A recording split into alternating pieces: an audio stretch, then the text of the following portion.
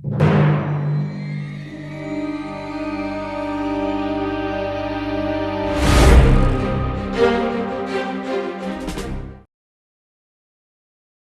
everyone, my name is Dr. Rajiv. Welcome to my education channel, YouTube Surgery and Orthopedic Education. We shall today discuss metabolic response that takes place after trauma and surgery. At the end, please subscribe to our channel and give us a like if you find the lesson useful. So let us not waste time anymore and get set go. Response to trauma and critical illness includes various neuroendocrine, metabolic and immunological changes. The magnitude of these changes corresponds to the amount of exposed stress, that is injury or insult.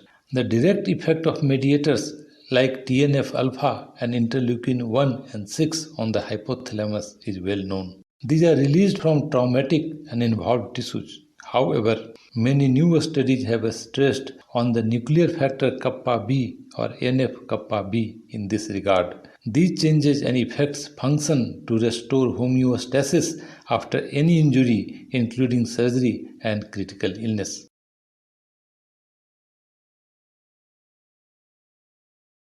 Many complex interactions involving the neuroendocrine, cytokine, and metabolic pathways drive the post-traumatic tissue response. For example, cortisol acts synergistically with interleukin 6 to promote the synthesis of hepatic acute phase proteins like C-reactive protein and ceruloplasmin.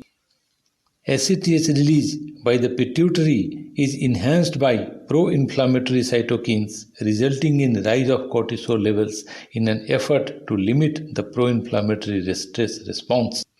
Hyperglycemia aggravates the inflammatory response via substrate overflow into the mitochondria, leading to the formation of excess free oxygen radicals and altering the gene expression to enhance cytokine production. At the molecular level, there are changes in messenger RNA expression in leukocytes following the exposure to bacterial endotoxin. An important player in this scenario is a transcription factor called nuclear factor kappa-B. It is held in the cytoplasm in an inactive state by specific inhibitors. The activation of the nuclear factor kappa-B is primarily initiated by bacterial endotoxins such as lipopolysaccharide and pro-inflammatory cytokines such as tumor necrosis factor and interleukin 1. The nuclear factor kappa-B moves into the nucleus and activates the transcription of a specific genes. The nuclear factor kappa-B plays a central role in inflammation, a stress response, cell differentiation, and apoptotic cell death. The metabolic response to trauma in humans has been categorized into three phases: the ebb phase of decreased metabolic rate or early shock phase, the flow phase of hypermetabolic state, and the recovery or anabolic or adaptive.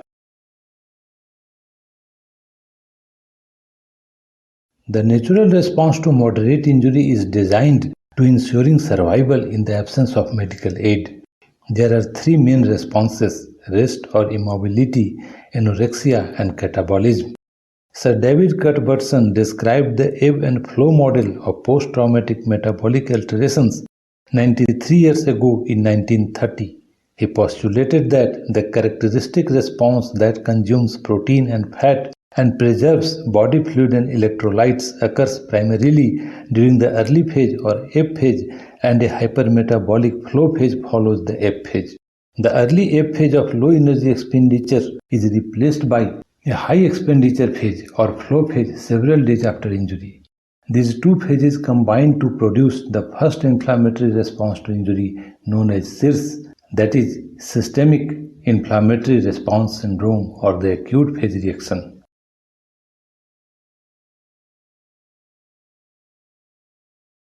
The initial ebb phase develops approximately 12 hours after trauma or surgical stress and lasts for 24 to 48 hours. It may be ameliorated by resuscitation but not completely abolished. The ebb phase is marked by hypovolemia, hypothermia, decreased basal metabolic rate, reduced cardiac output, and lactic acidosis.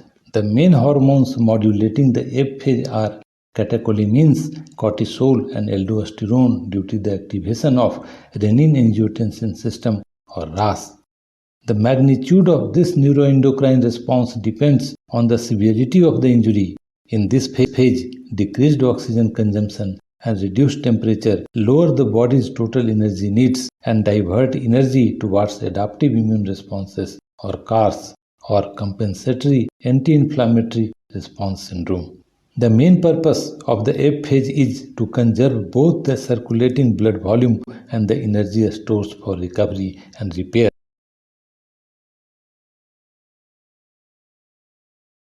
In the timeline, the low energy Ebb phase evolves into a high energy flow phase. The flow phase is marked by an increase in baseline energy expenditure that can progress to a chronic hypermetabolism.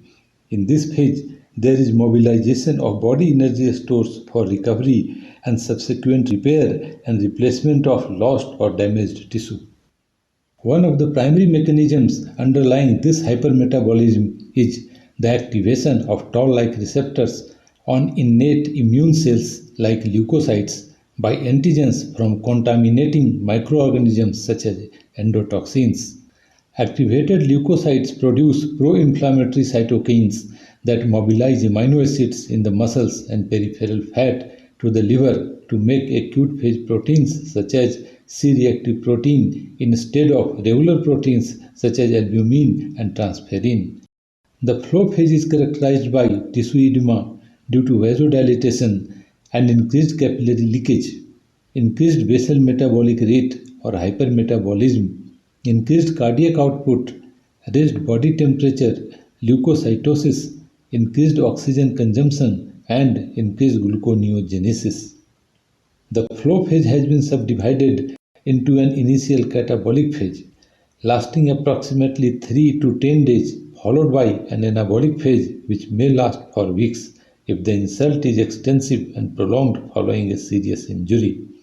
If the primary injury or illness is severe and prolonged, the helper T cells induce counter-regulatory or adaptive responses known as compensatory anti-inflammatory response syndrome or CARS, leading to repair and recovery which may continue for weeks.